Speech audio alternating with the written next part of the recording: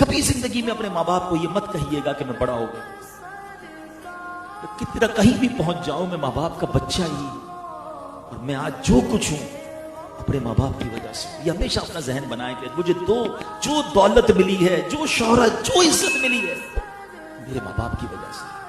मैं उनके कदमों की खाक के बराबर नहीं हूं। और अगर बुढ़ापे में आपको वालिदैन मिले हैं ना, यू आर सो लकी। याद रखिए, सबको ये मौका नहीं मिलता।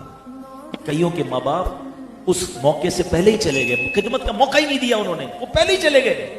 अगर आज अल्लाह ने आपको ये मौका दिया है ना कि आपके घर में बूढ़े वालिदैन हैं और आपको मौका मिल रहा है उन पर खर्च करने का, उनकी खिदमत करने का, आपके भाग जाग गए हैं, आपके नसीब जाग गए हैं, अरे इससे बढ़कर उस पैसे का इस्तेमाल किया है जो मेरे माँ बाप पे खर्च हो जाए। सारी जिंदगी जिन्होंने हम पर खर्च किया, आज उनकी बारी है तो हम कहते हैं। ऐसी भी औलाद है जो कहती है मेरे पैसे मेरे बाप के नहीं है। तुफ है ऐसी औलाद पर। मुझे जो मिला है मेरे माँ बाप का सदका।